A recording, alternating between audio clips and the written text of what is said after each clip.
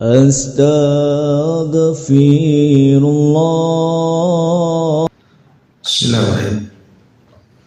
Assalamualaikum warahmatullahi wabarakatuh.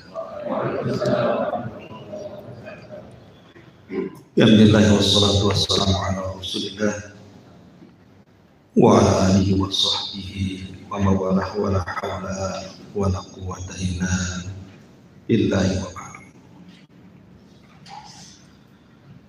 Baik, kita lanjutkan kajian kita, masih membahas tafsir surah Al-Baqarah, dan kita masuk pada ayat ke-8. A'udzubillahi minasyaitonir rajim. Bismillahirrahmanirrahim. Wa minan nasi man yaqulu amanna billahi wa bil yaumil akhir wa ma hum bimu'minin. Yukhadi'una Allaha wal ladzina amanu wa ma yakhda'una illa anfusahum wa ma yash'urun.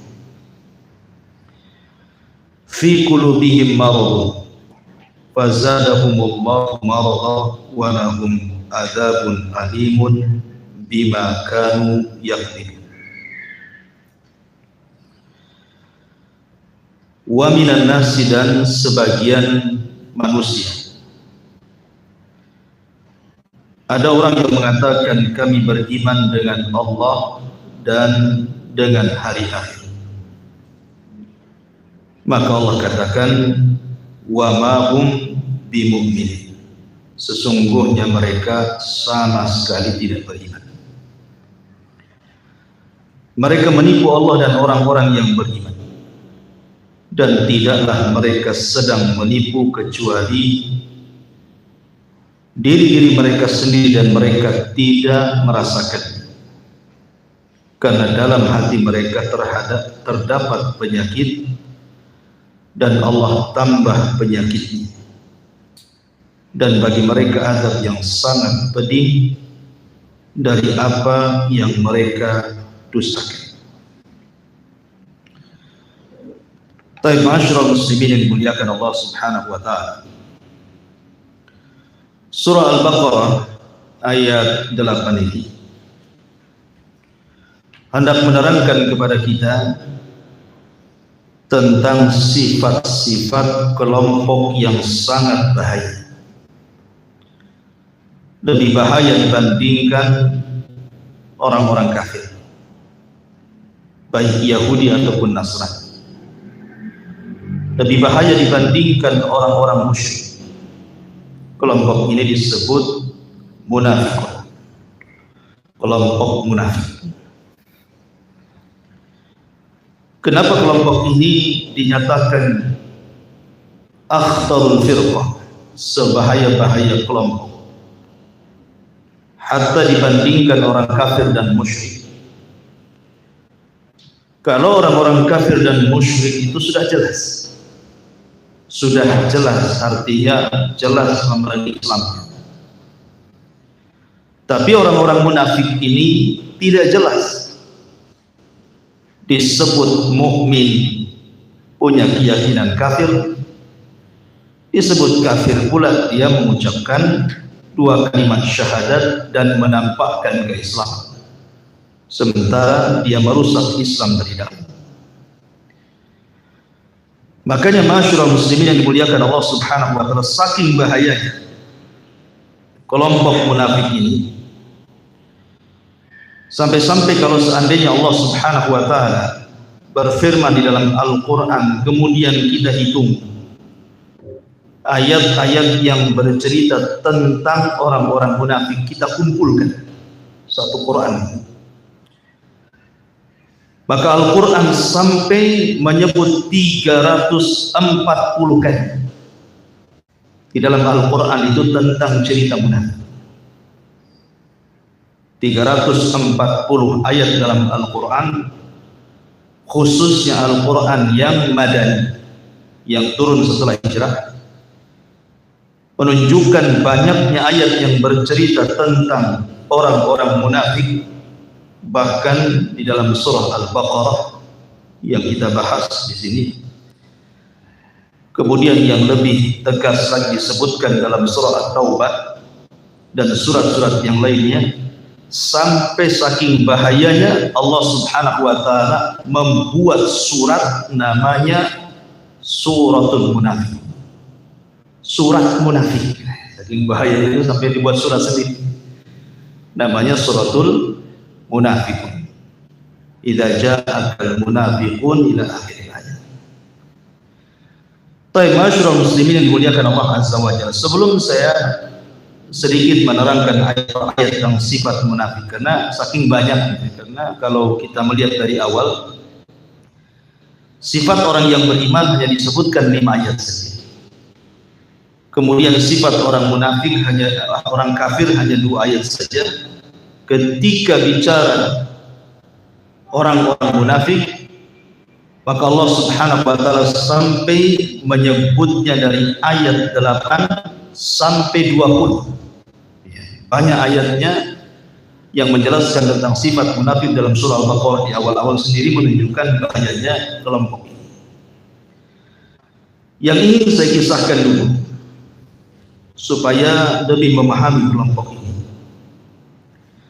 Kita akan bicara tentang sejarah munculnya munafik di dunia Islam.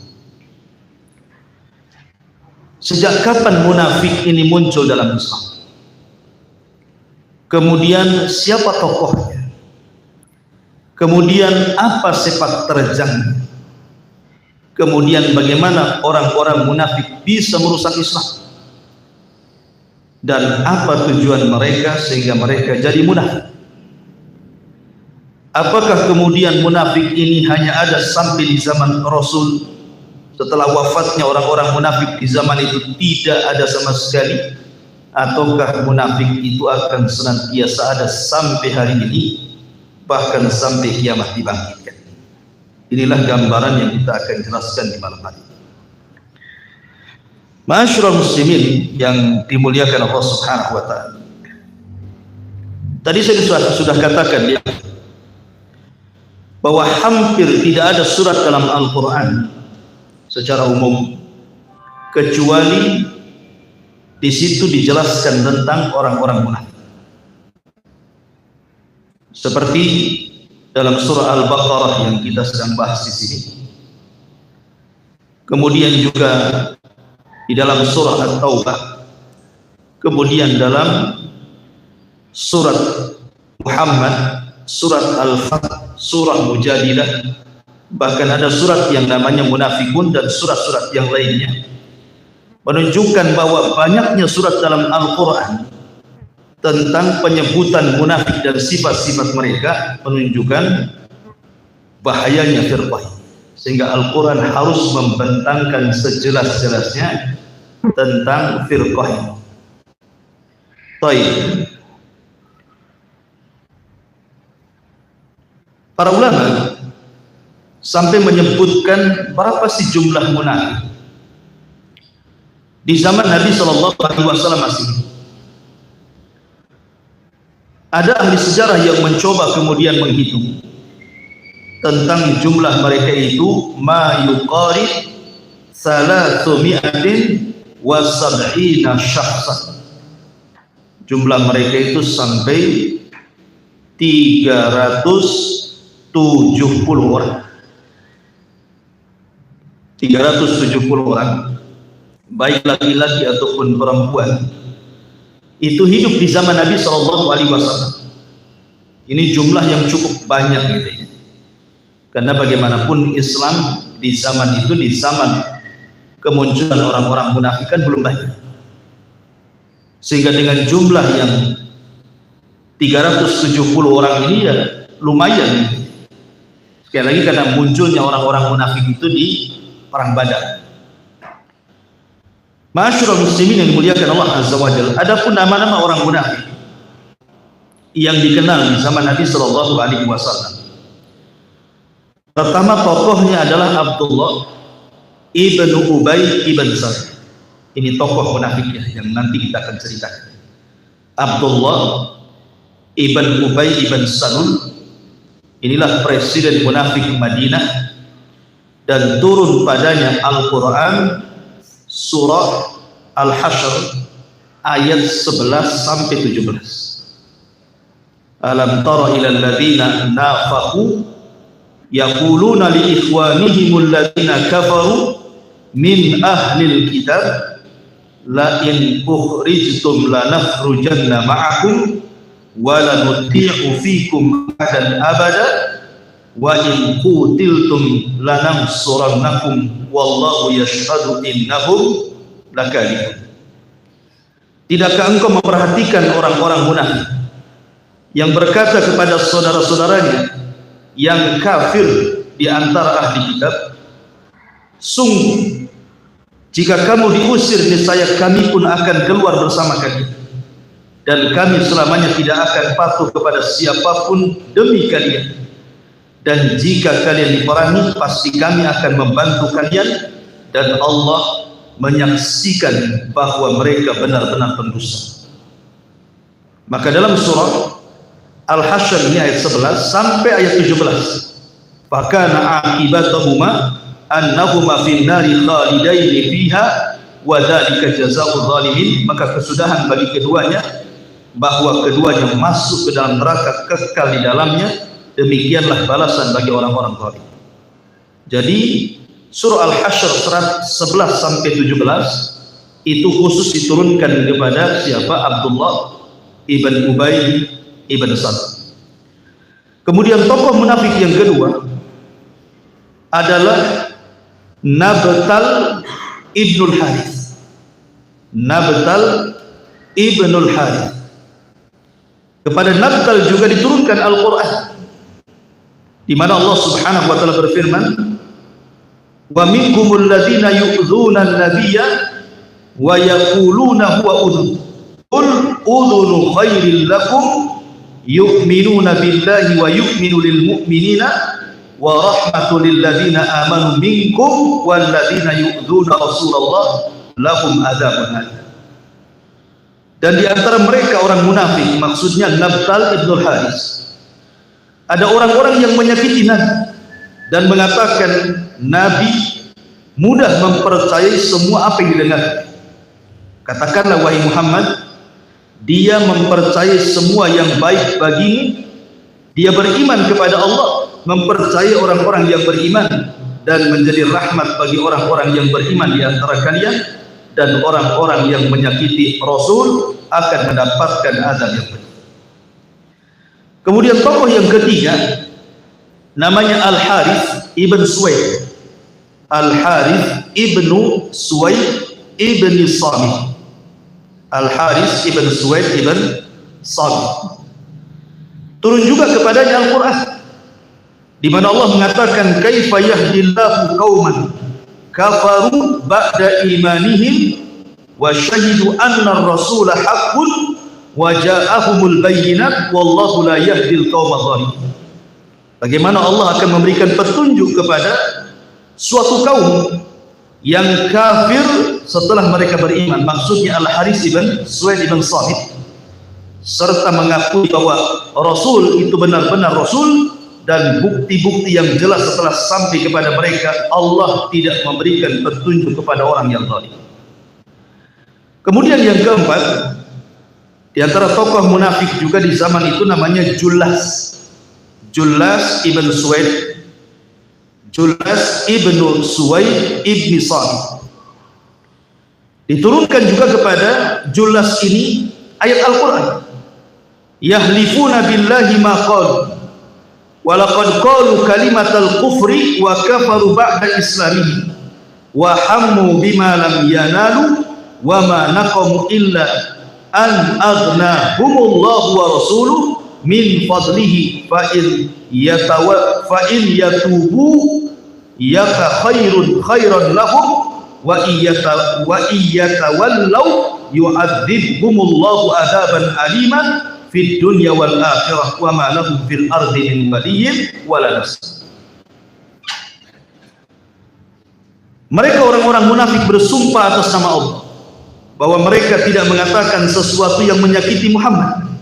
Sungguh mereka telah mengucapkan perkataan kekafiran dan telah menjadi kafir setelah Islam datang kepada mereka, dan menginginkan apa yang mereka tidak dapat mencapai, dan mereka tidak mencela Allah dan Rasulnya, sekiranya Allah dan Rasulnya telah melimpahkan karunia kepada mereka, maka jika mereka bertobat itu adalah lebih baik bagi mereka, dan jika mereka berpaling niscaya Allah akan azab mereka dengan azab yang pedih di dunia dan akhirat, dan mereka tidak mempunyai pelindung dan tidak pula penolong. Ayat ini turun kepada Julas ibnu Suwaid ibni Samit.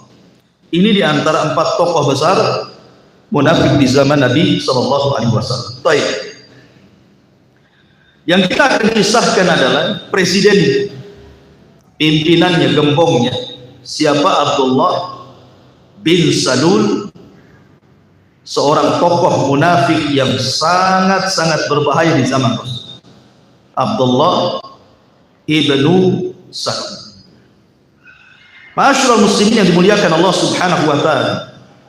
Siapa Abdullah ibnu Salul ini sebenarnya? Abdullah ibnu Salul ini, ikhwatu fiddin, muliakan Allah Subhanahu wa taala, adalah satu di antara tokoh Khazraj. Kabilah di Madinah itu, orang-orang musyrik sebelum masuk Islam, mereka terbagi menjadi 2 kabilah besar. Satu Aus, pemimpinnya Sa'd bin Rabi. Kemudian Sa'd bin Mu'adz, Sa'ad ibn Mu'adz. Kemudian yang satunya disebut Khazraj, yang dipimpin atau diketuai oleh Sa'ad ibn Ubadah. Lah Khazraj ini lebih besar dibandingkan Aus. Lah Abdullah ibn Ubay ibn Salul ini adalah satu di antara tokoh besar dari suku Khazraj, dan dia sangat berpengaruh di zaman sebelum datang Islam. Jadi Abdullah ibn Salul ini orangnya piawai di dalam mendamaikan sebuah kerusuhan. Jadi kalau seandainya Khazraj dan Aus ini perang, maka biasanya juru nasihatnya adalah Abdullah ibn Ubay ibn Salul, dan selalu berhasil mendamaikan 2 kabilah besar ini. Bahkan setiap ada orang yang bermasalah gitu ya dari 2 kabilah ini, maka Abdullah ibn Salul ini selalu mendamaikan mereka, sehingga karena kepiawaian, kecerdasan, dan kepandaian bicaranya Abdullah ibn Ubay ibn Salul ini digadang-gadangkan oleh 2 kabilah besar ini untuk dijadikan pemimpin mereka. Itu awalnya. Jadi bukan orang sembarang Abdullah ibn Ubay bin Salul. Kenapa? Karena digadang-gadangkan oleh 2 kabilah besar menjadi pemimpin mereka. Masalahnya, ketika kemudian terjadi pembaiatan Aqabah yang pertama dengan datangnya Nuqabaul Ansar, tokoh-tokoh terkemuka dalam Islam dari kalangan Ansar yang jumlahnya 12 pada baiat Aqabah yang pertama. Kemudian disusul dengan baiat Aqabah yang kedua, 70 lebih dengan orang-orang Ansar datang dan masuk ke dalam Islam, sehingga kemudian lambat laun di Madinah itu semakin banyak orang yang memeluk Islam sebelum kedatangan Nabi. Apalagi kemudian setelah diutusnya Mus'ab bin Umair untuk berdakwah kepada 2 kabilah besar itu, yang berbuntut kepada tokoh-tokohnya masuk Islam. Di antaranya Sa'd bin Mu'adz masuk Islam, kemudian Sa'd bin Ubadah masuk Islam, kemudian Usaid bin Hudzair masuk Islam, dan banyak tokoh-tokoh yang berpengaruh di Khazraj dan Aus itu masuk Islam. Bahkan satu kabilah Aus semua masuk Islam ketika ketua masuk Islam, Sa'd bin Ubadah, Sa'd bin Mu'adz ketika masuk Islam, satu Aus masuk Islam. Kemudian orang-orang Khazraj kebanyakan mereka juga masuk Islam, karena Khazraj yang pertama masuk Islam sebelum Aus gitu. Sehingga dengan sebentar saja Islam sudah menyebar di kota Madinah. Lah kemudian ketika orang-orang musyrik dan orang-orang ahli kitab Yahudi dan Nasrani itu mendengar bahwa Nabi Shallallahu Alaihi Wasallam akan hijrah dan orang-orang Khazraj dan Aus akan memberikan tempat di Madinah, maka berangkatlah Nabi Shallallahu Alaihi Wasallam hijrah dan memerintahkan seluruh sahabat yang punya kemampuan untuk hijrah, termasuk yang di Habasyah juga suruh pulang, suruh gabung di kota Madinah. Disinilah permulaan orang-orang munafik muncul. Disinilah permulaan orang-orang munafik muncul. Walaupun munculnya pada tahun kedua Hijriah setelah perang Badar, tetapi permulaannya adalah ketika Nabi SAW hijrah dari Mekah ke Madinah, kemudian berjumpa dengan Abdullah ibn Ubay bin Salul. Bagaimana kisahnya? Ma'asyiral muslimin yang dimuliakan Allah Subhanahu wa taala, disebutkan di dalam sebuah riwayat. Riwayat ini cukup panjang, tapi saya ringkas saja. Jadi ceritanya begini. Ketika Nabi Shallallahu Alaihi Wasallam hijrah dari Mekah ke Madinah dan Rasul sedang menunggangi seekor keledai. Kemudian Usamah ibn Zaid kebetulan itu dibonceng oleh Nabi Shallallahu Alaihi Wasallam, karena yang menceritakan hadis ini adalah Usamah ibn Zaid, budaknya Nabi Shallallahu Alaihi Wasallam, karena dia sedang dibonceng oleh Nabi dalam keledai. Jadi ketika Rasul baru saja sampai hijrah di Madinah, kemudian jalan-jalan dengan keledai. Lah kemudian Nabi Shallallahu Alaihi Wasallam lewat di satu majelis, di mana majelis ini dihadiri salah satunya oleh Abdullah ibn Ubay ibn Salul, kemudian Abdullah ibn Rawahah, kemudian juga orang-orang musyrik dan sebagian orang-orang Yahudi. Jadi mereka ngobrol di satu majelis, mungkin bahasa kitanya warung kopi lah, ngobrol-ngobrol gitu. Jadi Nabi Shallallahu Alaihi Wasallam lewat, kemudian Nabi Shallallahu Alaihi Wasallam mengucapkan salam kepada mereka, karena di situ ada orang-orang yang beriman, orang-orang yang sudah Islam juga ikut ngobrol. Di situ ada Abdullah ibn Rawahah, orang yang sudah masuk Islam. Ketika Nabi Shallallahu Alaihi Wasallam kemudian salam kepada mereka, kemudian Nabi SAW berhenti, turun gitu, kemudian membacakan beberapa ayat Al-Quran kepada orang-orang yang ada di situ. Tiba-tiba kemudian Abdullah ibn Salul ini nyelekit dan mengatakan, ayyuhal mar'u innahu la ahsana mimma taqulu in kana haqqan fala tu'dina bihi fi majlisina irji ila rahlika. Ini Abdullah ibn Ubay bin Salul belum masuk Islam, masih musyrik. Dia mengatakan kepada Nabi Shallallahu Alaihi Wasallam, wahai fulan. Dia tidak mengatakan wahai Rasul, tetapi wahai fulan gitu. Sesungguhnya ucapan itu alangkah indah kalau memang benar. Sebaiknya kalian atau engkau jangan menyakiti majelis kami di sini dan pulanglah ke tempat asal. Akhirnya kemudian Nabi Shallallahu Alaihi Wasallam ketika hendak berangkat pakai keledai, tiba-tiba ribut orang-orang, karena di situ ada orang musyrik, ada Abdullah ibn Ubay bin Salul, ada orang Islam juga, ada orang Yahudi juga, saling celah satu dengan yang lainnya gara-gara posisi. Tidak terima orang-orang yang sudah masuk Islam, nabinya dihina kan begitu. Masa kurang ajar Abdullah ibn Ubay bin Salul kemudian mengatakan seperti itu, mengusir Nabi. Tapi Nabi Shallallahu Alaihi Wasallam kemudian turun, kemudian berusaha untuk meredakan. Akhirnya reda mereka. Setelah itu Rasul mengalah pergi. Ketika kemudian sampai di rumah Sa'd bin Ubadah, Rasul menceritakan tentang kasus ini gitu ya kepada Sa'd ibn Ubadah dan mengatakan, ya Sa'd, alam tasma maqala Abu Hubbab. Wahai Sa'd, tidakkah kau mendengar apa yang diucapkan Abu Hubab? Ini kunyah daripada Abdullah ibn Ubay bin Salul. Dia mengatakan kada wa kada, begini dan begini, begini dan begini. Kata Sa'd ibn Ubadah, ya Rasulullah, sebaiknya kau maafkan. Sebaiknya kau maafkan. Karena dulu orang-orang Khazraj dan Aus itu memimpikan seorang pemimpin. Dan digadang-gadangkan siapa? Abdullah ibn Ubay kan ini. Setelah engkau datang dengan Al-Quran, kemudian kami memandang itu sebuah kebenaran, orang-orang itu hasad. Maksudnya siapa? Abdullah ibn Ubay ini hasad kepada, sehingga maafkan saja.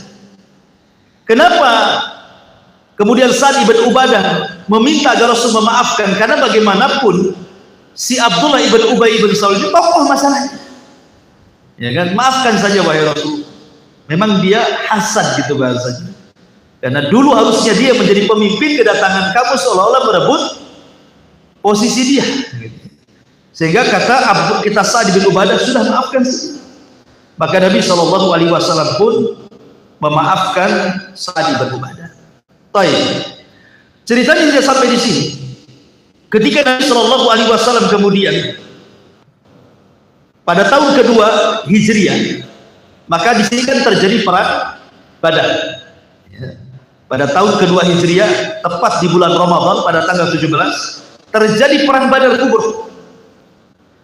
Dan Allah Subhanahu wa taala menangkan peperangan Badar ini dengan sangat gemilang, di mana orang-orang musyrik tertawan 70 tawanan, kemudian juga terbunuh 70 musuh gitu ya, termasuk semua para pembesar musyrikun Quraisy terbunuh di perang Badar.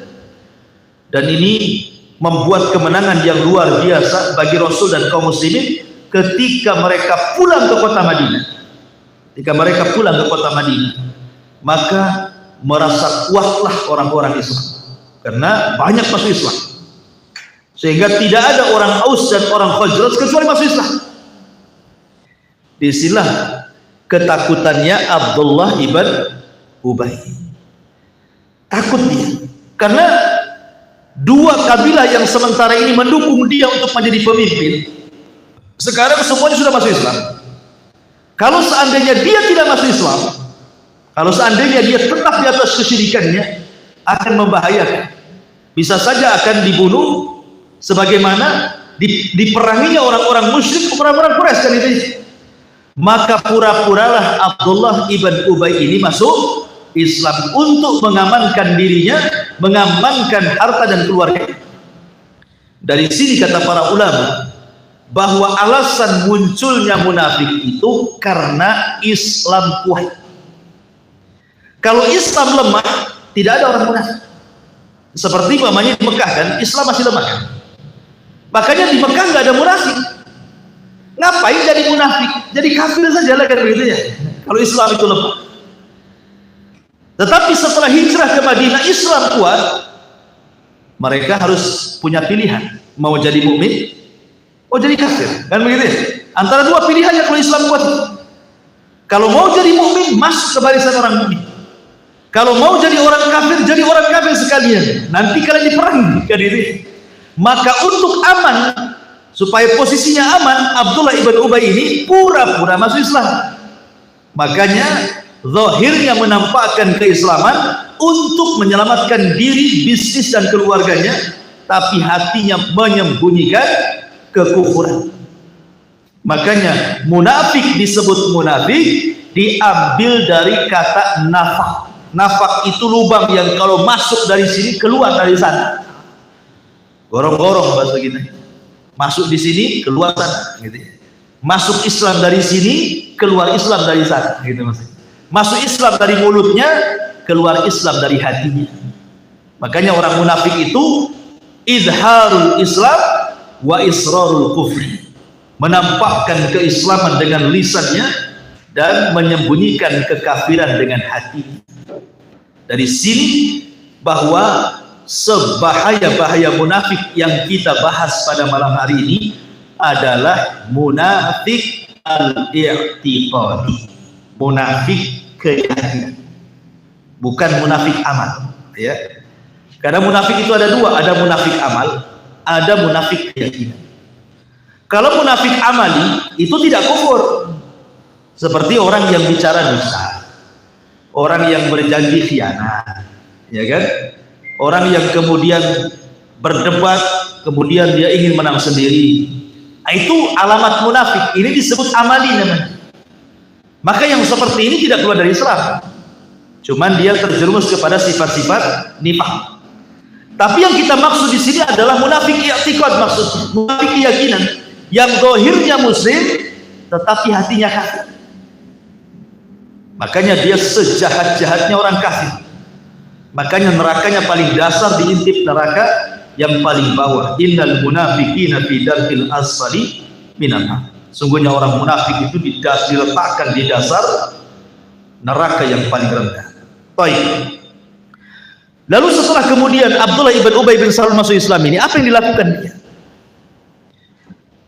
Ma'asyiral muslimin yang dimuliakan Allah Azza wa Jalla, karena orang munafik itu mereka masuk Islam tidak ikhlas. Mereka hanya untuk melindungi dirinya dan hartanya saja. Makanya tidak kafah dia masuk Islam. Dia buat rusuh dalam Islam. Ketika terjadi perang Uhud ini kan perang balas dendam dari orang-orang kafir Quraisy karena mereka kalah di Uhud. Makanya mereka kemudian mempersiapkan pasukan dipimpin oleh Abi Sufyan ibn Harb ketika itu masih musyrik, walaupun belakangan masuk Islam setelah Fathu Mekah. Lah, ketika itu yang mengacaukan perang ini adalah siapa? Abdullah ibn Ubay munafik dalam perang Uhud ini. Kenapa? Karena dalam perang Uhud ini Abdullah ibn Ubay ini dialah yang menggembosi sepertiga pasukan sehingga tidak ikut perang. Jadi menggembosi pasukan tidak mau ikut perang itu. Alasannya kenapa? Alasannya karena Nabi Shallallahu Alaihi Wasallam tidak mengikuti saran daripada Abdullah ibn Ubay tadi. Karena tidak mengikuti sarannya, ya sudah. Ya, akhirnya kemudian sebagian mereka banyak alasan, sepertiga pasukan tidak ikut perang. Bayangkan, menggembosi pasukan. Karena memang Abdullah ibn Ubay bin Salul sekali lagi dia tidak ikhlas saat masuk Islam karena dia adalah tokoh munafik pertama. Ma'asyiral muslimin yang dimuliakan Allah Azza wa Jalla, Abdullah ibn Salul ini punya jariyah, budak perempuan. Lah jariyah ini tiba-tiba kemudian masuk Islam. Jadi budaknya itu masuk Islam, budak perempuannya. Dan berbaiat kepada Nabi Shallallahu Alaihi Wasallam. Tetapi Abdullah ibn Salul ini tidak terima dengan pembaiatan budaknya dan masuk Islam kepada agama Rasul. Kan harusnya kan senang, gitu ya. Kalau seandainya kita kan sudah muslim, kemudian ada keluarga kita yang non muslim tiba-tiba masuk Islam, kan harusnya kita senang kan gitu. Sebagaimana Abu Bakar Siddiq radhiyallahu anhu itu, ketika ayahandanya masuk Islam, itu sampai menangis. Karena di antara keluarga Abu Bakar Siddiq yang telat masuk Islam itu ayahnya Abi Quhafah. Itu baru masuk Islam setelah Fathu Mekah. Ya, dengan digandengnya oleh Abu Bakar, kan buta itu Abu Quhafah. Ketika kemudian salaman berbaiat kepada Rasul, saking senangnya Abu Bakar menangis. Kenapa? Terharu. Tetapi Abdullah ibn Ubay ini ketika budaknya masuk Islam tidak suka dia. Akhirnya kemudian dia memaksa supaya budaknya itu melacurkan dirinya dan diambil upahnya. Dijual kepada laki-laki dumbalan dan diambil upahnya. Sampai Allah Subhanahu wa taala kemudian turunkan ayat tentang masalah ini. Wal yasta'fif alladzina la yajiduna nikahan hatta yughniyahumullah min fadlihi walladzina yabtaghunal kitaba mimma malakat aymanukum fakatibuhum in alimtum fihim khaira wa atuhum min malillahi alladzi atakum wala, dari sini wala tukrihu fatayatikum 'alal bigha in aradna tahassunan litabtaghu 'aradal hayati dunya. Apa kata Allah Azza wa Jalla? Dan janganlah kamu paksakan hamba sahaya perempuanmu untuk melakukan pelacuran. Wala tukrihu fatayatikum 'alal bigha. Dan janganlah kamu paksakan hamba sahayamu untuk melakukan pelacuran sedang mereka sendiri menginginkan kesucian, karena engkau menghendaki mencari keuntungan dunia semata. Lihat bagaimana Abdullah ibn Ubay bin Salul, padahal dia seorang Islam kan? Tapi dia menjadikan budaknya untuk melacur dan diambil upahnya. Turun ayat ini, Ma'asyiral muslimin yang dimuliakan Allah Subhanahu wa taala. Bahkan ketika perang Bani Mustaliq, ada kasus di perang Bani Mustaliq. Dikisahkan oleh Jabir bin Abdullah radhiyallahu anhu. Jadi ada sumur namanya Muraisiyah. Di situ ada dua sahabat, satu dari Muhajirin, satu dari Ansar. Tiba-tiba kemudian karena rebutan air sumur itu, entah kenapa kemudian cekcoklah satu Muhajirin dan satu Ansar. Kemudian tiba-tiba yang Muhajirin ini memukul belakang orang Ansar. Ada yang mengatakan pantat, pukul. Tidak terima. Kemudian orang Ansar ini berteriak kepada kawan-kawannya, "Ya lal Ansar, wahai orang-orang Ansar, kemari, aku hendak dipukul oleh Muhajirin." Nggak terima nih orang Muhajirin ini, dia pun manggil pula kawannya, "Ya lal Muhajirin, kemari, orang Ansar mau menyerbu aku." Akhirnya yang Muhajirin datang, yang Ansar juga datang, tentu yang dekat-dekat sekitar situ. Jadi dua pasukan ini mau perang nih, Muhajirin dan Ansar, gara-gara satu orang Muhajirin memukul belakang satu Ansar. Tiba-tiba kemudian laporan ini sampai kepada Nabi Sallallahu Alaihi Wasallam. Maka Nabi datang. Kemudian kata Nabi Sallallahu Alaihi Wasallam, apa-apa ini? Ma balu dakwal jahiliyah. Ini tradisi jahiliyah, ini hadiah jahiliyah. Ngapain tradisi-tradisi kesukuan timbul lagi? Ini tradisi jahiliyah. Tinggalkan, fa innah muntinah. Ini sebuah keburukan dalam Islam. Jangan terjadi seperti ini. Sampailah kabar ini kepada siapa? Abdullah ibn Ubay ibn Salul. Kemudian dia nyeletuk dan mengatakan, "Lihat, orang-orang Muhajir sudah kita enakkan di sini. Justru mereka hendak menyakiti kita." Kemudian dia membuat istilah "Thammin kalbaka ya'kuluka." Itu seperti orang Arab mengatakan, gemukkan anjingmu, nanti anjingmu akan memakan kamu. Sampai-sampai Abdullah ibn Ubay bin Salul ngomong seperti itu. Kemudian dia mengatakan lagi, "La irraja'na ilal Madinah la yukhrijanna la'azzu minhal adzab." Nanti kalau kita sampai nih pulang ke kota Madinah, kita usir saja mereka orang-orang lemah itu supaya mereka tahu siapa kita. Akhirnya kemudian Allah Subhanahu wa taala turunkan ayat kan. Allah Subhanahu wa taala mengatakan, "La irraja'na ilal Madinati la nukhrijanna la'azzu minhal adzab." Turun ayat. Ucapan ini sampai kepada Nabi Shallallahu Alaihi Wasallam ketika Umar mendengar bahwa Abdullah ibn Ubay ibn Salul bicara seperti itu, karena kasar ngomong begitu kan. Maksudnya dia mengatakan, "La in raja'na," kalau kami pulang ke kota Madinah, lalu khrijanna la'azzu, kita keluarkan a'azzu, maksudnya orang terhormat. Dia siapa? Minhal azal. Siapa azal? Orang yang terhina itu maksudnya Muhammad Rasulullah SAW. Jadi dia membahasakan dia orang terhormat, Rasul itu orang terhina. Nanti kalau kita sampai di kota Madinah, orang terhormat akan mengeluarkan orang terhina gitu. Jadi kan ucapan ini kacau gitu. Sehingga turun ayat. Sampailah di telinga Umar. Maka Umar radhiyallahu anhu kemudian datang kepada Nabi sallallahu alaihi wasallam dan mengatakan, "Ya Rasulullah, da'ni adrib unuqah." Rasul, serahkan si Abdullah ibn Ubay ibn Salul ini, ku penggal tuh lehernya.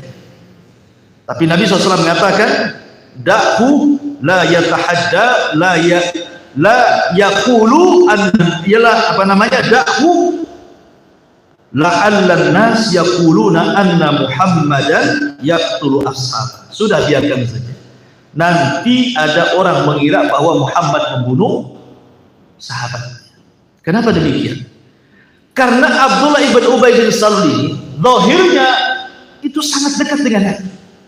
Kemana-mana di belakang Nabi, sholat di belakang Nabi, sedekah kepada Nabi. Kalau depan Nabi itu ngajak orang itu masuk Islam. Zahirnya itu luar biasa gitu ya, Abdullah ibn Ubay bin Salul. Makanya Allah mengatakan bagaimana kalau mereka ngomong itu tu'jibuka qauluhum, sangat ajaib ucapan mereka. Wa in yaqulu tasma' gitu ya. Kalau dia ngomong itu seolah-olah luar biasa, orang mendengarkan. Jadi orang nggak percaya kalau dia munafik, itu masalahnya. Makanya kemudian ketika Umar menawarkan diri, saya penggal saja lehernya si Abdullah ibn Ubay, itu kata Rasul, jangan, nanti akan jadi fitnah. Apa yang dikatakan manusia Muhammad membunuh sahabatnya, katanya, sebaik-baiknya biarkan saja. Dia sampai seperti itu kelakuan Abdullah ibn Ubay bin Salul. Bahkan bukan hanya itu saja, menggembosi kaum muslimin agar jangan menolong Rasul dan sahabatnya, sehingga Allah katakan la tunfiqu ala man inda Rasulillahi hatta yanfadu. Sudahlah, hentikan bantuan kita kepada mereka biar mereka balik lagi ke Mekah, gitu. Maka ini kan ucapan-ucapan penggembosan kepada Rasul dan para sahabat, dan itu ciri orang munafik seperti itu. Mereka menggembosi Islam dari dalam. Seperti yang sekarang masyhur ya, di medsos itu kan betapa banyak orang asal ngomong saja di podcast itu kan, mengatakan bahwa agama ini semua agama sama, gitu ya. Jadi kan orang munafik menggembosi seolah-olah Islam itu bukan agama satu-satunya yang benar, masalahnya. Secara tidak langsung membuat tasyrik, keraguan-raguan dalam Islam. Kemudian muncul lagi macam-macam istilah bahwa Nabi itu belum ada jaminan surga. Nah, itu dibuat tasyrik, keraguan-raguan bahwa Rasul itu belum tentu masuk surga jadinya kan. Kemudian jilbab itu tidak wajib. Sedikit demi sedikit dipreteli ayat-ayat Al-Quran itu jadi. Itu namanya penggembosan Islam dari dalam. Lah itu sifat-sifat munafik, karena yang ngomong begini bukan orang kafir. Kalau yang ngomong orang kafir terserah lah kan begitu. Tapi yang ngomong itu orang Islam. Apalagi sekarang lagi masyhur nih dunia perdukunan kan, membawa ayat-ayat Al-Quran bahwa yang kami lakukan ini ilmu hikmah. Ini ada ajarannya dari Nabi SAW berdasarkan Quran Sunnah. Gimana membawa Islam ke dalam sini? Gak bisa, ya dukun-dukun saja. Ya, ngapain kemudian dibawa-bawa ayat Al-Quran dan hadis Nabi yang sudah jelas-jelas melarang dunia perdukunan? Kalau bukan munafik apa namanya? Ya. Ma'asyiral muslimin yang dimuliakan Allah Azza wa Jalla, tidak sampai di situ saja. Bahkan Nabi SAW itu sampai disakiti mentalnya, disakiti kehormatannya, ketika Ummul Mukminin Aisyah radhiyallahu anha ikut perang, kemudian pulang perang, kemudian di tengah jalan dia hendak buang hajat. Turunlah dia dari kendaraannya di malam-malam, disangkanya Aisyah sudah naik kendaraan, rupanya belum, ditinggalkannya Aisyah yang sedang buang hajat. Sahabat tidak sengaja, karena namanya kan dalam unta itu kan ada rumah-rumahan di atas unta. Disangkanya Aisyah sudah naik, karena malam-malam kan itu posisinya. Rupanya Ummul Mukminin Aisyah radhiyallahu anha belum naik. Ketika Aisyah sudah selesai buang hajat, kemudian mendekati pasukan, sudah nggak ada gitu.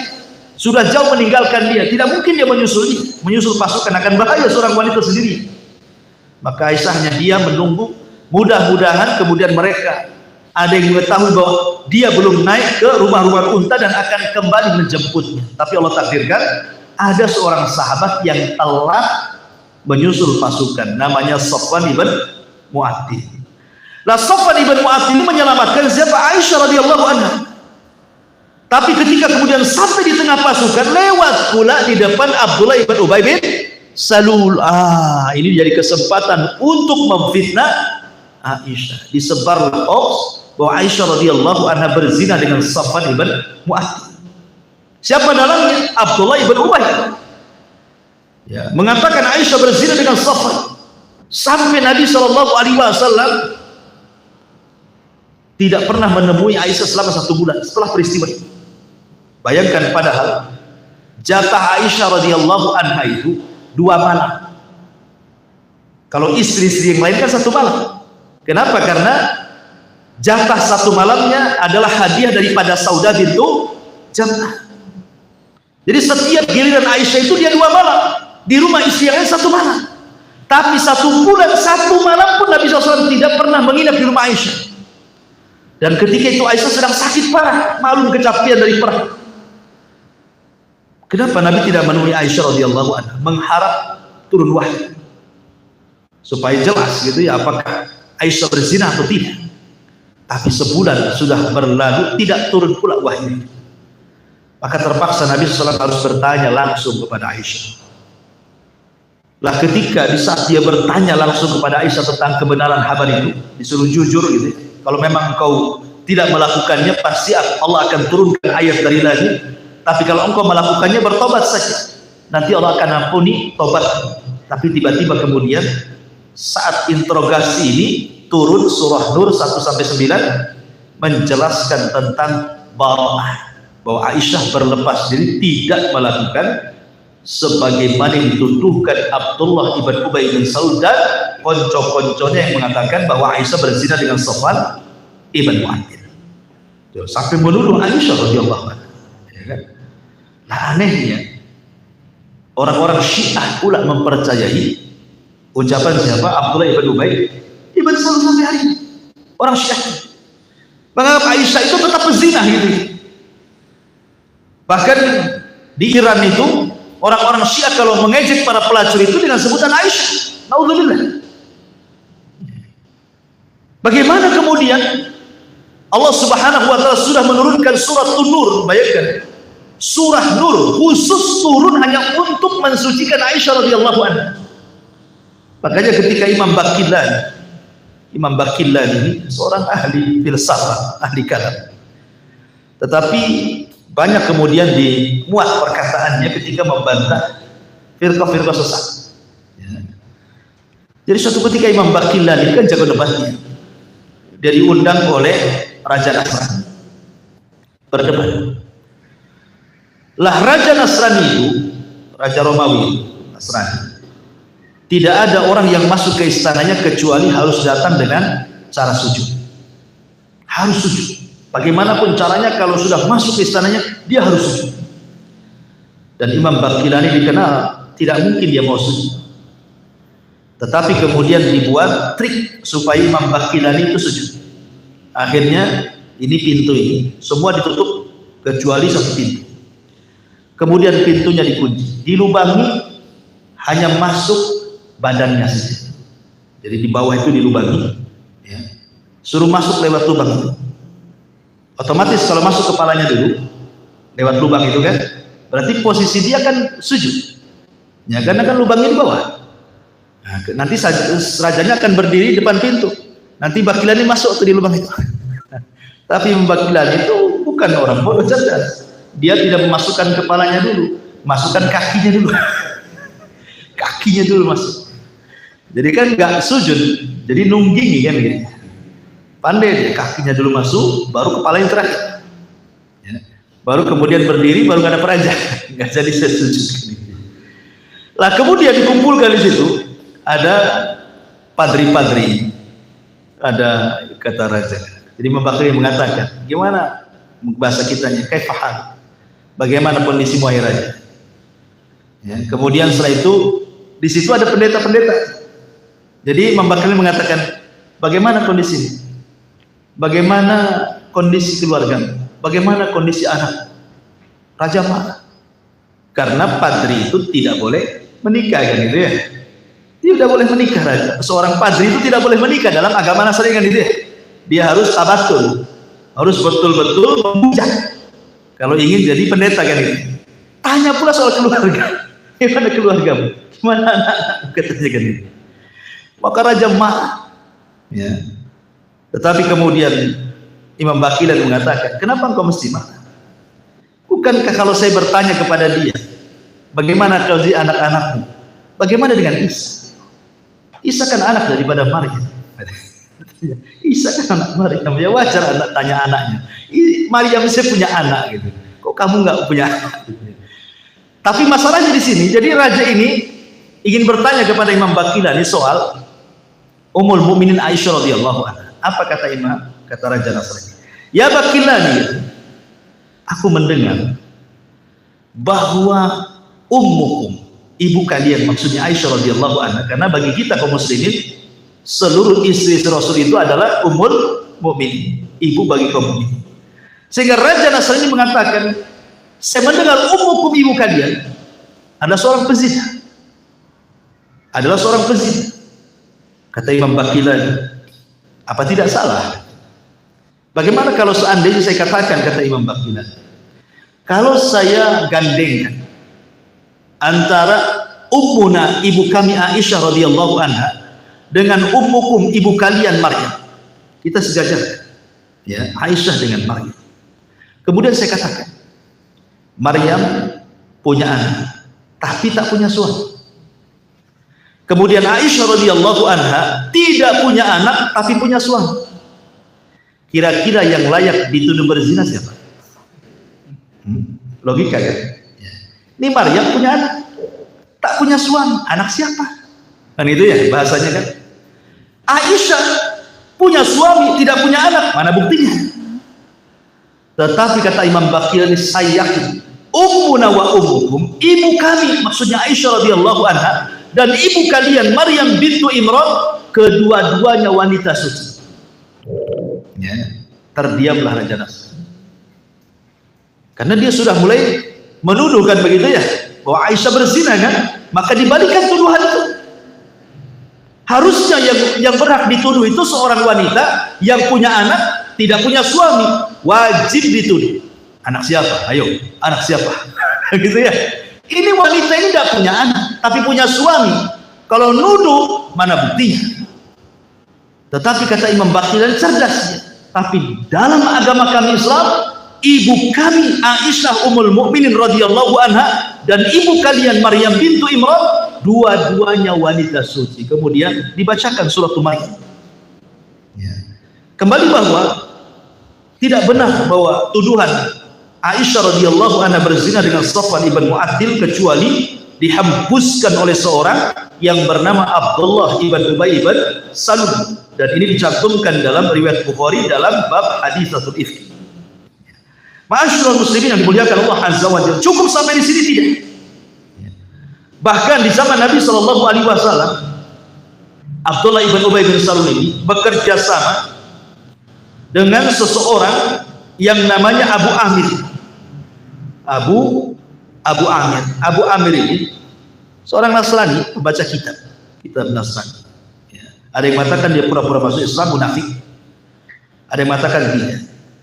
Tapi yang jelas Abdullah ibn Ubay bin Salul bekerja sama dengan Abu Amir. Maksudnya bekerja sama. Bekerja sama untuk memerangi Rasul dengan cara apa? Membuat masjid Dirar. Masjid Dirar yang Allah Subhanahu wa taala firmankan, walladzina ittakhadhu masjidan diraran wa kufran wa tafriqan bainal mu'minin wa irsadan liman haraballaha wa rasulahu min qablu wa la yahlifanna in aradna illa al-husna wallahu yashhadu innahum lakadzibun. Dan di antara orang-orang munafik itu ada yang mendirikan masjid untuk menimbulkan perpecahan, kekafiran, dan memecah belah di antara orang-orang yang beriman, serta menunggu kedatangan orang-orang yang telah memerangi Allah dan Rasulnya. Sejak dulu mereka dengan pasti bersumpah kami hanya menghendaki kebaikan, dan Allah menjadi saksi bahwa mereka adalah para pendusta. Jadi ketika Nabi SAW hendak berangkat ke Tabuk, Abu Amir menjanjikan akan membuat masjid dan mengatakan kepada Rasul untuk singgah di masjidnya, padahal ini jebakan. Ya, karena ketika itu Abu Amir ini meminta bantuan kepada Bizantium, Romawi, untuk membuat markas gitu ya bagi cabang Bizantium Romawi itu. Nanti kalau Rasul sudah sampai di sini mereka akan nyerbu gitu masalah. Tetapi Allah Subhanahu wa taala ketika Rasul hampir saja setelah perang Tabuk mau berziarah kepada mengunjungi Masjid Dirar ini, Jibril datang memberitahu jangan. Itu masjid dibangun orang munafik. Itu masjid hanya dibuat untuk memecah belah, untuk kekafiran, untuk memata-matai. Sebaiknya kau bakar. Akhirnya Rasul tidak jadi. Kemudian Nabi Shallallahu Alaihi Wasallam ketika itu memerintahkan beberapa para sahabat Nabi Shallallahu Alaihi Wasallam, ya, seperti Malik ibn Dukhsun, Ma'an ibn Adi, Amir ibn Sakan, dan Wahsy agar membakar masjid. Maka dibakarlah Masjid Dirar. Kenapa? Karena yang bangun orang munafik. Sampai begitu ya keikutsertaan Abdullah ibn Ubay ibn Salul.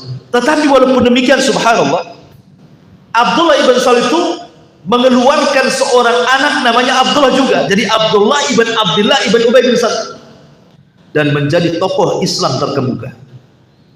Yukhrijuhum minadz dzulumati ilan nur. Walaupun bapaknya dzulumah tapi anaknya nur ini. Jadi mengeluarkan anak hebat namanya Abdullah ibn Abdillah ibn Ubay ibn Salul. Jadi Abdullah ibn Ubay ibn Salul ini, Abdullah ibn Abdillah ibn Ubay ibn Salul ini, jadi ketika mendengar bahwa banyak para sahabat setelah perang Tabuk itu kan aib orang munafik kan tersingkap banyak, sehingga banyak yang menawarkan diri untuk membunuh Abdullah bin Ubay. Umar, Khalid, banyak ya yang ingin membunuh siapa? Abdullah bin Ubay.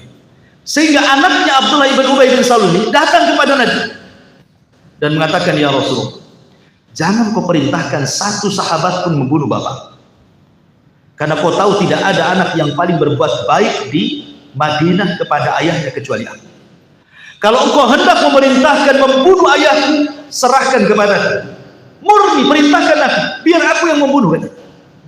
Sebab kalau seandainya orang lain yang membunuh, kemudian dia masih hidup satu kota denganku, bisa saja aku dendam, aku bunuh dia.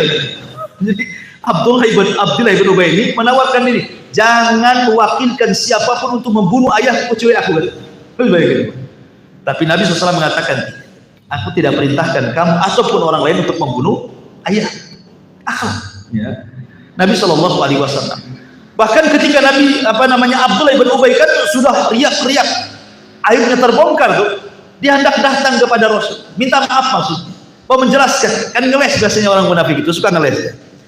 Ketika sampai saja dekat dengan rumah Rasul, datang anak siapa? Abdullah ibn Ubay bin Salul menahan bapaknya. Jangan berani-berani kau masuk ke rumah Nabi sampai Nabi mengizinkan. Jadi anaknya itu marah sama bapaknya. Jangan kau berani-berani menginjak rumah Nabi. Anaknya ngomong begitu di hadapan ayahnya. Sampai Nabi mengizinkan, kalau tidak pergi ke. Saking kerasnya Abdullah ibn Abdillah ibn Ubay bin Salul radhiyallahu anhu. Ma'asyiral muslimin yang dimuliakan Allah Azza wa Jalla, ketika kemudian detik-detik wafatnya Abdullah ibn Ubay ini, subhanallah, Nabi itu selalu menziarahi saat sakitnya Abdullah ibn Ubay bin Salul. Padahal sudah jelas-jelas dia itu orang yang musuh Allah dan Rasulnya kan? Tapi Rasul selalu menziarahinya. Kenapa? Ada harapan, mudah-mudahan kalau Rasul selalu menziarahi, akhirnya kemudian hatinya terbuka dan taubat, itu maksudnya. Tetapi tetap saja Abdullah ibn Ubay ini tidak mau taubat dari kemunafikan, sudah keras. Lah sebelum wafat, ketika itu Nabi SAW teringat dulu di perang Badar kalau tidak salah, meminta komis baju, ya, meminta baju kepada Abdullah ibn Ubay bin Salul, maka dikasih.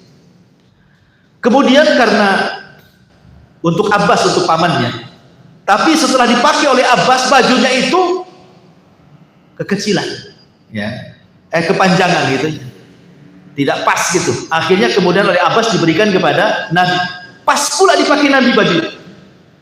Lah saat kemudian Abdullah ibn Ubay bin Salul meninggal dunia, maka anaknya Abdullah ibn Abdillah ibn Ubay meminta baju kepada Rasul untuk dipakaikan kepada ayahnya. Rasul teringat baju itu, maka Rasul langsung mengambil baju yang pernah diberikan oleh Abdullah, dibalikan lagi. Bayangkan ya, agar jangan sampai seorang munafik itu punya jasa kepada Nabi gitu ya, dibalikin lagi tuh bajunya, dipakaikan lagi. Akhirnya kemudian setelah penguburan, Nabi SAW kemudian sempat mau menyolatkan, ditarik sama Umar. Kata Umar, ya Rasulullah, kenapa kau menyolatkan orang yang sudah memusuhi Allah dan Rasul? Sebaiknya kau jangan sholatkan. Kata Nabi SAW terdiam, sampai akhirnya kemudian Rasul tetap menyolatkan. Kata Umar bin Khattab, ya Rasul, kenapa kau tetap menyolatkan? Kata Nabi SAW, ini ukhayyar, aku diberikan pilihan, menyolati atau tidak, maka aku sholatkan. Ya. Akhirnya kemudian Nabi SAW pun menyolatkan Abdullah ibn Ubay. Kemudian dia membaca istighfar, memintakan ampun kepada Allah Subhanahu wa Ta'ala, tapi ditegur lagi sama Umar. Kenapa kau memintakan ampun kepada orang munafik, wahai Rasul? Ya. Kata Nabi SAW, ya Umar, kalau seandainya dengan memperbanyak istighfar Allah bisa mengampuninya, kan ku tambah lagi 70 kali untuk supaya diampuni. Sampai seperti itu Rasul itu, supaya orang dapat ampun dan dapat hidayah kan. Tapi setelah penguburan dan sholatnya Rasul, beberapa saat turun ayat menegur Nabi SAW, la tusalli ala ahadi minhum mata abada wa la taqum ala qabri innakum kafaru billahi wa rasulih wa matu wa hum fasiqun. Dalam surah Taubah 84, jangan sekali-kali kau sholat terhadap siapapun dari orang munafik selamanya, dan jangan pula mendoakan di atas kuburnya, karena mereka orang kafir kepada Allah dan Rasulnya, dan mereka mati dalam keadaan fasik. Turun At-Taubah 84, larangan tidak boleh menyolatkan orang munafik, tidak boleh memintakan ampun kepada orang munafik karena mereka kafir. Mereka bukan orang Islam, mereka orang kafir.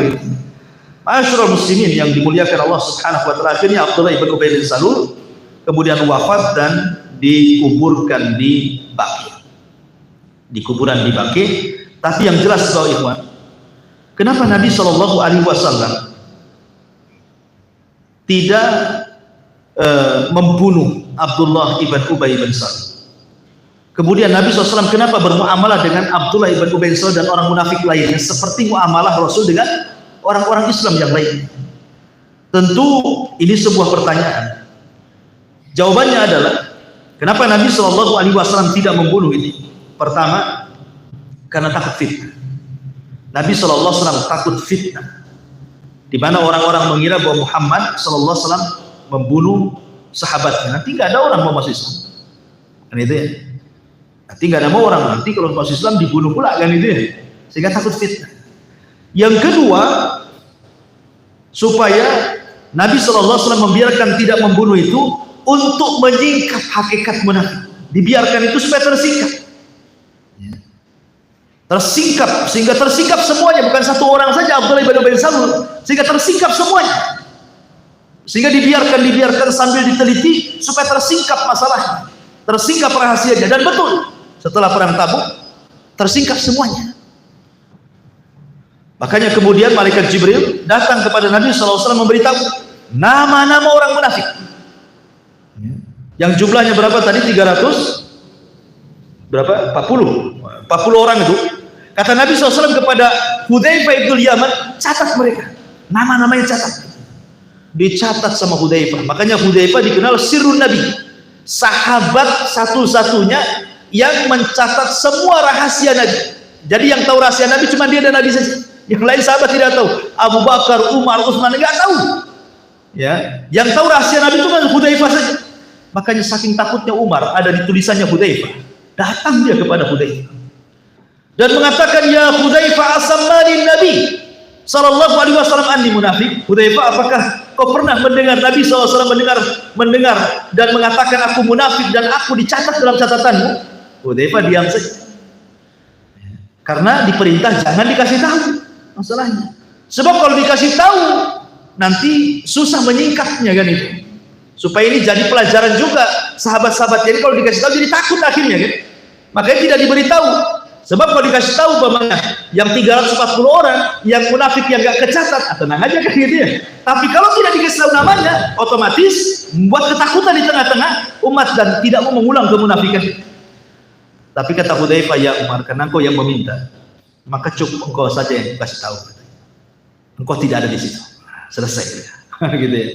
Kemudian ini alasan kenapa Nabi SAW tidak memerintahkan membunuh Abdullah ibn Ubay bin Salul, karena takut fitnah. Yang kedua, untuk supaya menyingkap hakikat orang-orang munafik. Kemudian adapun dalam Islam sendiri, kita bermuamalah dengan orang munafik adalah dengan cara melihat zahir. Kita tidak bisa mengatakan si fulan munafik, ya. Karena munafik itu dalam hati, maksudnya. Ya, kita tidak bisa mengatakan si fulan munafik, dasar kau munafik. Tidak ada di masyarakat, kan? Mudah kali bilang munafik, dasar kau munafik. Hanya gara-gara ingkar janji satu kali langsung dicap, itu munafik itu. Nggak bisa kita katakan seperti itu. Contoh nih di zaman Nabi SAW.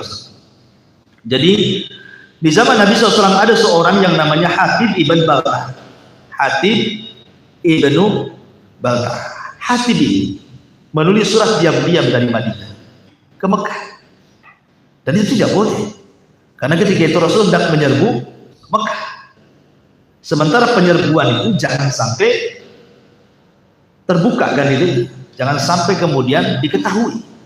Tiba-tiba Hatib menulis surat ke kota Mekah memberitahu akan kedatangan Rasul dan pasukannya. Berarti bocor rahasianya kan.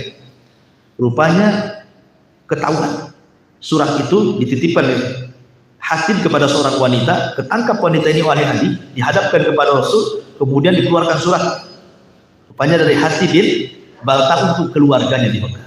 Oh, marah Umar. Umar marah gitu.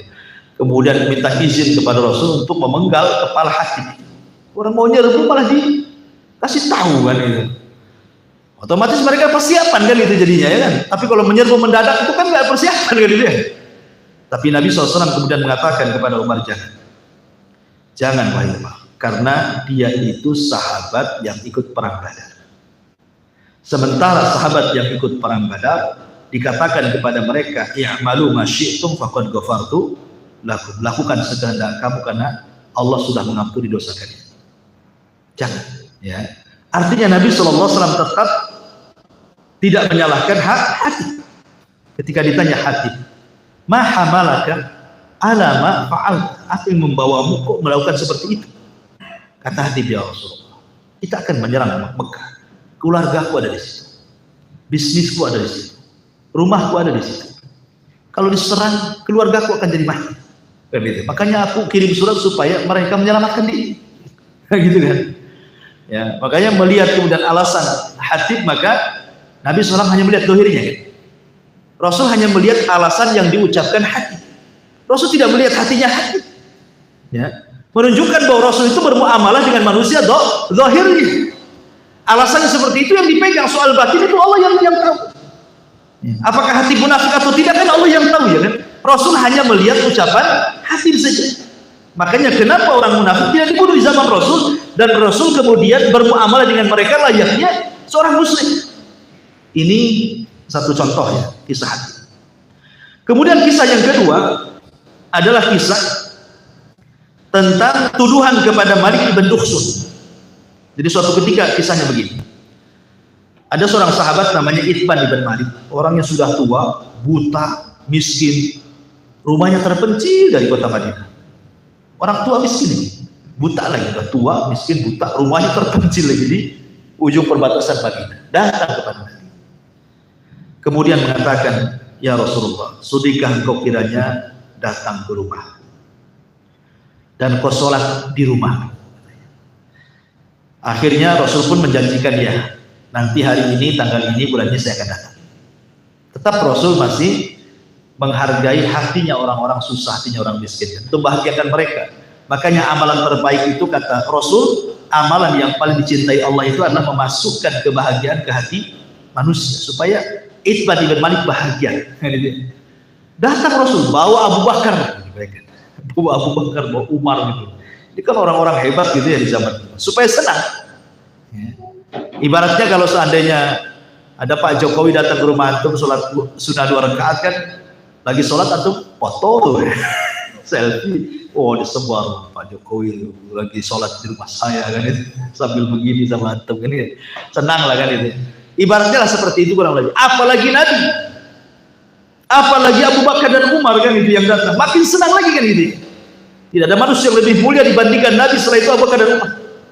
Datang ke rumah Itban ibn Malik, sholat tadi 2 rakaat. Tiba-tiba setelah sholat ada kegaduhan di luar rumah. Kemudian sebagian mereka yang mengatakan, Aina Malik ibn Dukhsun. Mana Malik ibn Dukhsun? Kok nggak ada di sini? Yang lain menimpa dan mengatakan, innahu munafik. Ngapain dia ada di sini? Dia kan munafik kan? Ketika ada orang yang mengatakan sesungguhnya dia munafik, Rasul keluar kemudian menasihati sahabat dan mengatakan, kata Rasulullah, la taqulu dzalik, jangan kalian katakan seperti itu. Kenapa? Karena dia sudah mengucapkan kalimat la ilaha illallah. Kemudian Rasul mengatakan, fa innallaha qad harrama 'alan nar man qala la ilaha illallah yabtaghi biha wajha. Allah haramkan kepada neraka siapapun yang mengucapkan kalimat la ilaha illallah yang mengharap wajah Allah. Dan Malik ibn Dukhsun sudah pernah mengatakannya di hadapan Rasul. Lihat dohirnya kan? Ketika orang-orang mengatakan munafik, jangan kau mengatakan seperti itu, karena dia mengucapkan kalimat la ilaha illallah. Jadi menuduh itu tidak sembarang. Ya, Menuduh itu tidak gampang seperti sekarang fitnah-fitnah yang terjadi kan. Mudah menuduh si fulan itu hizbi gitu ya. Fulan itu ahli bid'ah atau apa gitu kan. Akhirnya menjauhkan umat, tidak belajar dan begitu seterusnya. Tak bisa seorang itu menuduh. Karena bagaimanapun ikhwatu fillah ya Allah Azza wa Jalla, Rasul tidak boleh ya, melarang, tidak boleh menuduh. Lihat di sini mudah mengecap orang munafik. Karena hukum itu bidwahiriyah. Hukum itu berdasarkan zahir yang kita lihat. Ya. Makanya kenapa Imam Ibnu Hazm itu akidahnya masalah. Anggap saja Al-Hafidz Ibnu Hajar. Ya kan? Atau ulama yang lainnya yang akidahnya bermasalah. Tapi secara mujmal mereka adalah memperjuangkan sunnah, maka mereka dikatakan ulama ahli sunnah. Cuman ada beberapa poin yang mungkin kesamaan pemahamannya dengan firqah tertentu, hanya digitukan saja, tidak digeneralisir gara-gara satu kesalahan kemudian langsung dikatakan si fulan sesat. Nggak begitu.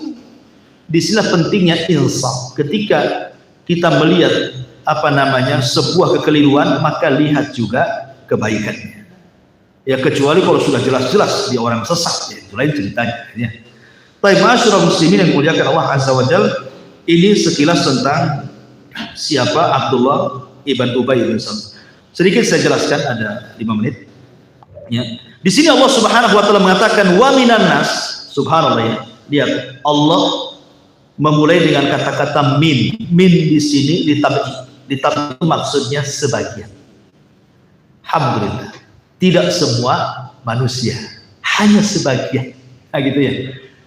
Coba bagaimana kalau seandainya Allah Subhanahu wa taala tidak menggunakan min di sini? Tentu semua manusia munafik. Tapi Allah Subhanahu wa taala mulai dengan kata-kata min, wa minan nas, dan sebagian, artinya tidak semua. Ya. Alhamdulillah tidak semua. Wa minan nas, dan sebagian manusia. Man yaqulu amana billahi wa bil yaumil akhir. Ada orang yang mengucapkan kami beriman kepada Allah dan hari akhir, wa ma hum bimumin. Mereka tidak beriman. Di sini ada 2 ucapan. Satu ucapan orang munafik, satu ucapan Allah. Orang munafik mengatakan amanna billahi wa bil yaumil akhir. Kami beriman kepada Allah dan hari akhir. Ini ucapan munafik kan? Allah berfirman, wa ma hum bimumin. Mereka tidak beriman. Pertanyaan, dari 2 ucapan ini siapa yang paling benar? Ucapan orang munafik atau firman Allah? Kan itu ya? Ucapan orang munafik atau firman Allah di sini? Ya kita katakan ya firman Allah, wa man asdaqu minallahi haditsa, wa man asdaqu minallahi qila. Ya gitu. Tidak ada yang lebih indah, lebih baik, lebih jujur, lebih benar ucapannya kecuali firman Allah. Ketika orang munafik mengatakan aku beriman dengan Allah dan hari akhir, Allah katakan tidak, kalian tidak beriman. Ya tentu kita mendahulukan firman Allah dibandingkan ucapan orang munafik. Karena orang munafik itu hanya mengucapkan di lisannya tapi tidak menyelisih hatinya. Hatinya lain, lisannya lain. Kemudian yang kedua, di sini ada kalimat amanna billahi wa bil yaumil akhir. Kami beriman dengan Allah dan hari akhir. Bukankah rukun iman itu ada 6? Kan rukun iman itu ada 6 ya.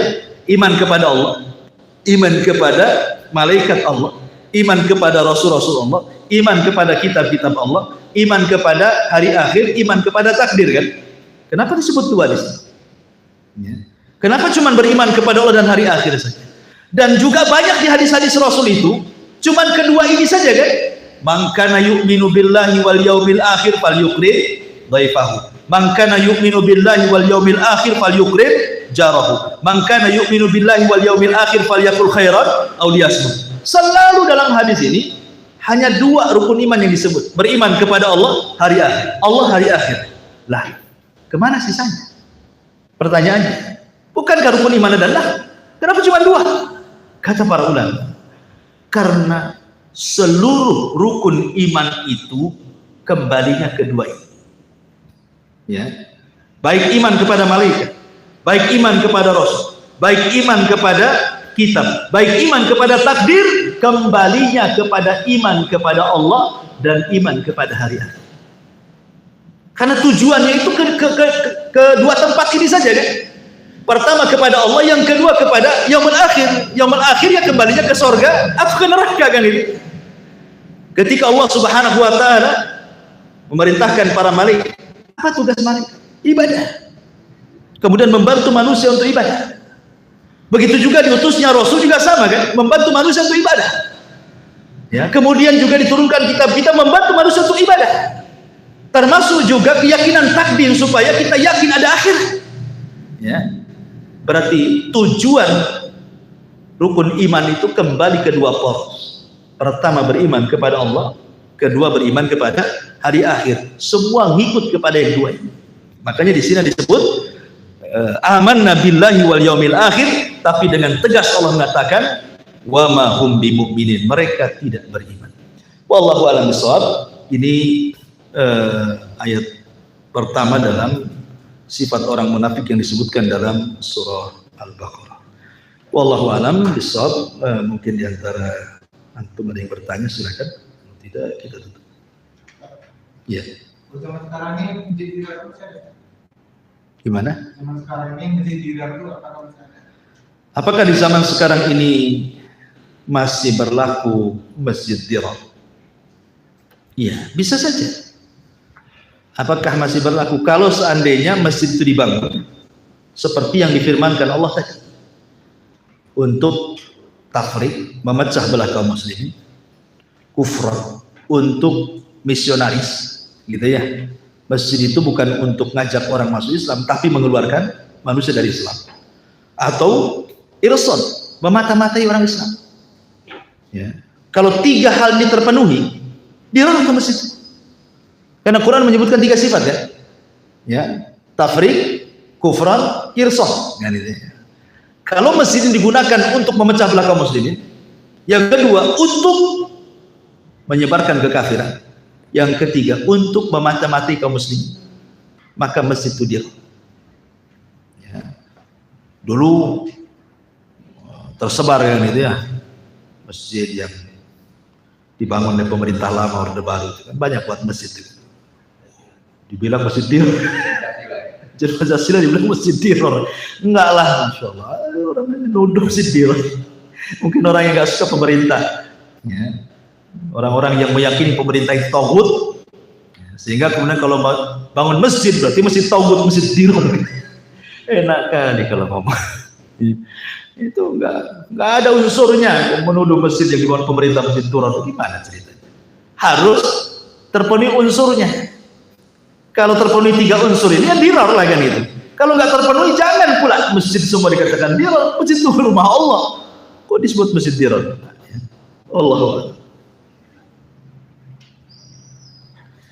Baik, nggak ada. Kita tutup. Subhanallah wa bihamdika, asyhadu an la ilaha illa anta, astaghfiruka wa atubu ilaik. Allahu a'lam. Assalamualaikum warahmatullahi wabarakatuh.